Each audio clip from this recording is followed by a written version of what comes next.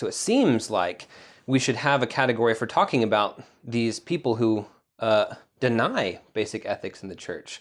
And what do we call them? Do we want to say, okay, they're not orthodox because they're espousing bad ethics? Or do we want to say that ethics is part of orthodoxy? Can you speak to that?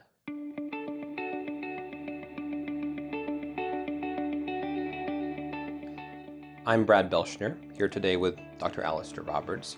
We're talking about moral orthodoxy. And today specifically we're asking the question, is ethics part of orthodoxy?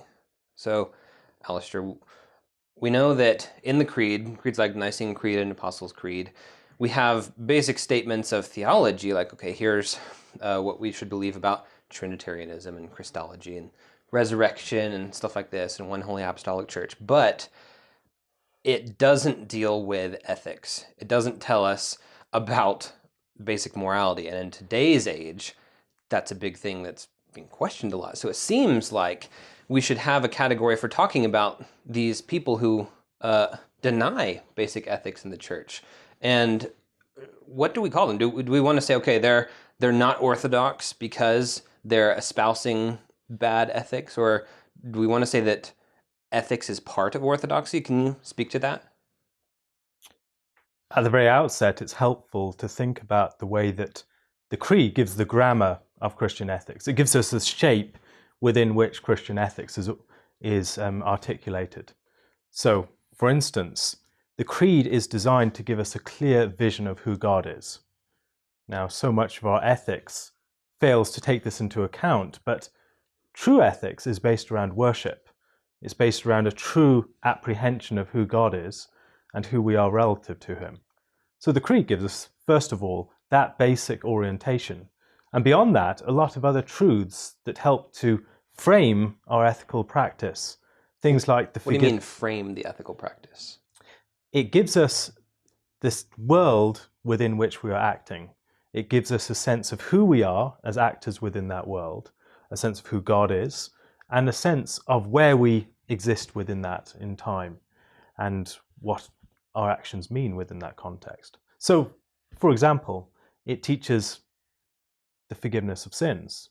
The forgiveness of sins pushes back against so much of the moralism that we have within much ethics. It talks about the work of Christ and salvation. It talks about the way that our bodies have been claimed for him. And it talks about the second coming of Christ and judgment. In all these sorts of ways, the Creed speaks to the issues of ethics. Maybe not directly, but it provides the context within which we can develop a healthy Christian ethic. I can understand why all that's good and that's valuable. Understanding the basics about God help us to understand how we're supposed to obey God. But nevertheless, we still have big, important ethical questions that aren't dealt with here, or that one might say, on the other hand, that have been dealt with or assumed very thoroughly throughout the church and church history. Nobody's really disagreed about basic ethics that we're talking about throughout church history that liberals today are questioning. So can't we add that in to orthodoxy and say we also have moral orthodoxy, so to speak? When we see an expression such as resurrection of the dead, that term resurrection does not define itself. It presumes a certain definition that we find in Scripture. Likewise with terms such as sins or holy in relationship to the church. These terms refer back to Scripture, and it gives us the grammar of the Christian faith. It doesn't necessarily fill in all the content. It expects that you know these things. And orthodoxy is related to ethics in other respects. If we think about the Jerusalem Council, sexual ethics was front and center as one of the decrees there. True, yeah. So are you saying that we have this kind of foundation that the creed is built upon? So we have a foundation that tells us already things like, what does sin mean? And what does holiness mean? And even what does resurrection mean? And the creeds are in that context and help us to talk about that better. Is that right? Absolutely. And if you're thinking about some of these things in relationship to sin, for instance, or holiness, the creed demands ethical standards to be maintained within the church. So, for instance, if we are talking about sin being tolerated within the church, it's a challenge upon the truth that we confess within the creed. So the creed draws us and pushes us towards acting against sin in those sorts of situations. Now, if sin is just a term that's up for grabs, if it has no actual clear definition, if it's essentially contested, then there's a problem. So you're saying that ethics is part of orthodoxy, but not in the sense that it's a set of propositional claims. It's not like, okay, here's orthodoxy. We have these claims about God and Jesus and so on, and now here's ethics, and we have these words that we say about ethics.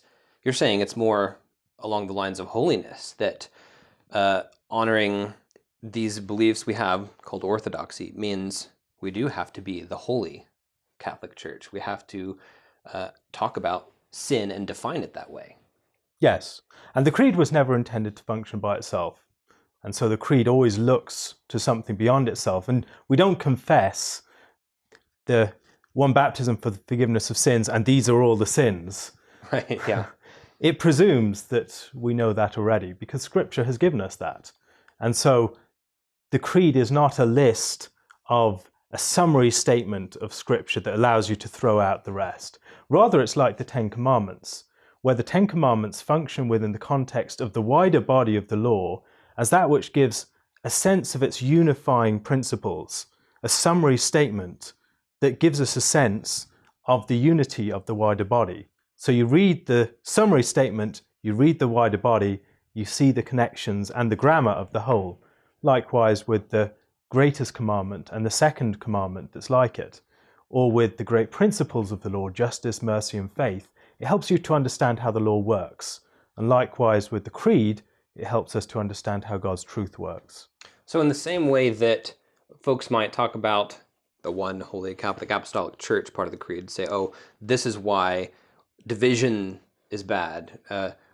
This is why we can talk about orthodoxy and division. So also we can say orthodoxy relates to holiness. It relates to basic ethics, because not because it's in the creed as a set of statements, but because it takes it for granted that this is what holiness means, to avoid sin.